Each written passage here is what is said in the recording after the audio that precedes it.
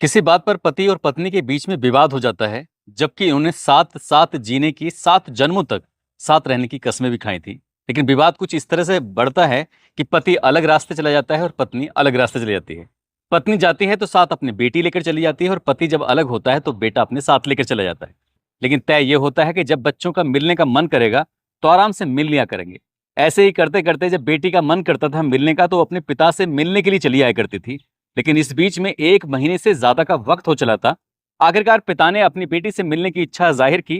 बेटी मिलने जरूर आती है लेकिन बड़ी उदास थी, बहुत परेशान हो रही थी। तभी पिता को अपनी बेटी की उदासी देखी नहीं जा रही थी।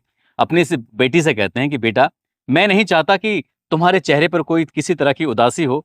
मैं नहीं चाहता कि तुम्हारी माँ से मैं दूर रहूं। मैं नहीं चाहता कि मैं तुम्हारे भाई को तुमसे दूर रखूं।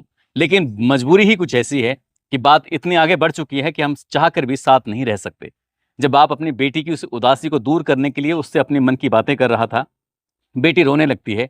बेटी कहती है कि मैं माँ के साथ नहीं रहना चाहती, उनसे बात नहीं करना चाहती, उनसे दूर रहना चाहती हूँ। लेकिन ये पिता को लग रहा था कि शायद वो बाप से दूर रहना चाहती है। जब पिता ने ये बात सुनी तो पिता उसके और थोड़ा करीब बैठते हैं, उससे अपने दिल की बात करते हैं, उसकी दिल की बातें सुनते हैं। और बात सुनते सुनते जब पिता ने जो सुना, पिता की आंखों से जब आंसू गिरने शुरू होते हैं तो यकीन नहीं हो रहा था कि उसकी माँ ने उसके साथ ऐसा क्यों किया, क्यों नहीं किया। जब ये बात अखबारों के माध्यम से लोगों को पता चलती है तब सोशल मीडिया के हर एक हैंडल, चाहे वो एक्स हो, यूट्यूब हो, फेसबुक हो, या फिर जहां जहां तक उनकी पहुंच इंस्टाग्राम जैसी जगहों पर ये भी कहानी पहुंचती है, तो लोगों को यकीन नहीं हो रहा था कि इस कलयुग में वो ऐसी माँ कैसे हो सकती है। जिससे कहते हैं कि बच्चों के लिए तो लोग क्या कुछ नहीं कर जाते, लेकिन माँ ने पता नहीं कौन सा स्वार्थ पूरा करने के लिए अपनी ही उस बेटी के साथ जो किया, वो वाकई बहुत भयानक होता है।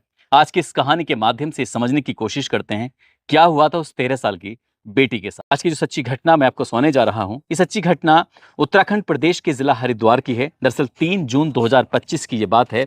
रानीपुर कोतवाली क्षेत्र का एक मोहल्ला है। एक व्यक्ति अपनी 13 साल की बेटी के साथ बैठा हुआ था और वो सोच रहा था कि आखिरकार कैसे जाऊं, कैसे नहीं जाऊं।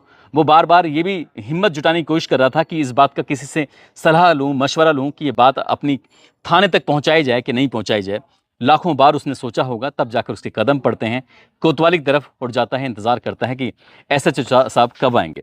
जब कोतवाली प्रभारी महोदय आते हैं तो उनका इंतजार किया जाता है। उनसे वो अपनी बात बताना शुरू करता है। कहता है कि साहब, ये मेरी बेटी है, इस बेटी के साथ बहुत गलत हुआ है, बहुत भयानक हुआ है। जैसी ये बात सुनी जाती है उसके बाद पूछा जाता है कि तुम कहाँ रहते हो, उनकी बैकग्राउंड के बारे में जानने की कोशिश की जा रही थी। तब वो एसएचओ कहते हैं कि मैं पहले उच्च अधिकारियों से बातचीत करता हूँ, उसके बाद फिर बात करते हैं। कोतवाली प्रभारी ने सीधा एसएसपी को फोन लगाया, एसएसपी से बातचीत की, कहा कि साहब कुछ इस तरह का मसला है, क्या करना चाहिए। एसएसपी ने कहा कि कानून सबके लिए बराबर बना हुआ है, अब चाहे कोई कितना ही बड़ा आदमी क्यों ना हो, यदि उनकी बात में सच्चाई है तो इस मामले की जांच पड़ताल करिए, हम आपको दिशा निर्देश देते हैं, उसी हिसाब से काम करिए।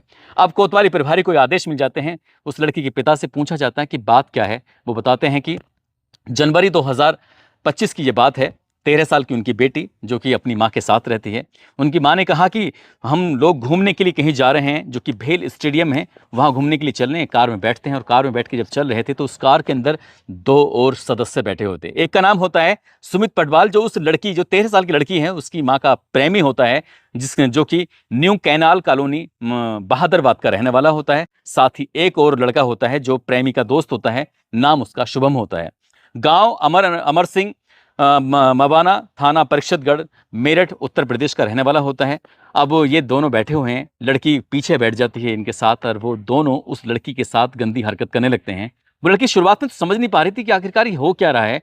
तब उस दोनों ने, उन भेड़ियों ने उस 13 साल की लड़की को नोचना शुरू किया है। वो रो रही थी, चीख रही थी, चिल्ला रही थी, लेकिन माँ के कानों तक उस बेटी की चीखने चिल्लाने की कोई आवाज़ नहीं आ रही थी। माँ आराम से अपनी आंखों के सामने ही अपनी बेटी की आबरू लुटते हुए देख रही थी और वो दोनों दरिंदे उस 13 साल की लड़की का बलात्कार कर रहे थे। सामूहिक बलात्कार करने के बाद यहाँ से कहानी आगे बढ़ जाती है। और यही नहीं, ये लड़की कुछ दिन के बाद ये हरिद्वार और वृंदावन, आगरा ऐसी जगहों पर भी घूमती है। कई जगहों पर इस लड़की के साथ ऐसे ही सामूहिक दुष्कर्म होता है, बलात्कार होता है। और ये लड़की जब पहले तो बड़ी खिलखिलाती थी, हंसती थी, माँ से भी बात करती थी, पिता से भी बात करती थी, भाई से बात करती थी।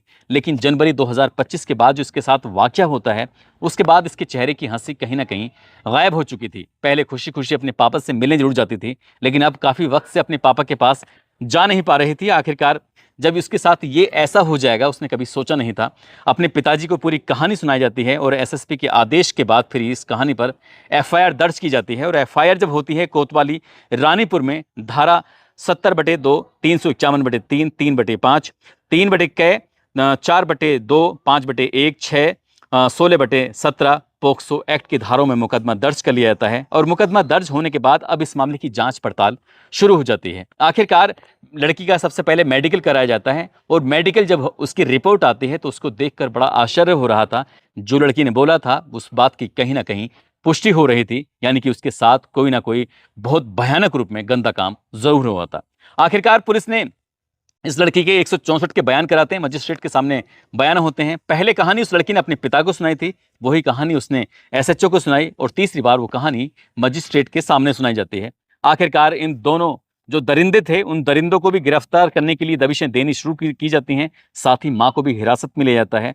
माँ भी हिरासत में आ जाती है और उसका प्रेमी सुमित पटवाल भी हिरासत में आ जाता है और 24 घंटे का समय लगता है उस शुभम को गिरफ्तार करने में, जो कि उत्तर प्रदेश के मेरठ के शाहपुर से आखिरकार उसको भी गिरफ्तार कर लिया जाता है। मीडिया के सामने ये कहानी आती है। हालांकि पुलिस इस मामले की जांच पड़ताल करने में जुट जाती है कि आखिरकार इसमें और कितने पहलू हैं और कितनी बातें ऐसी हैं जो छुपी हुई हैं जिनको सामने लाना जरूरी है ताकि मां को उन दो दरिंदों को सजा मिल सके।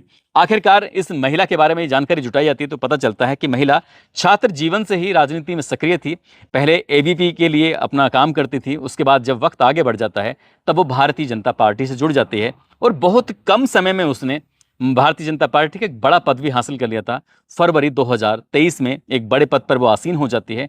कुछ वक्त आगे बीत जाता है लेकिन अगस्त 2024 में उस पद से उसको पद मुक्त कर दिया जाता है। और जब ये कहानी सोशल मीडिया के अलग अलग हैंडल्स पे चल रही थी तब जाकर 4 जून 2025 को इस भारतीय जनता पार्टी से पूरी तरह से निष्कासित भी कर दिया जाता है।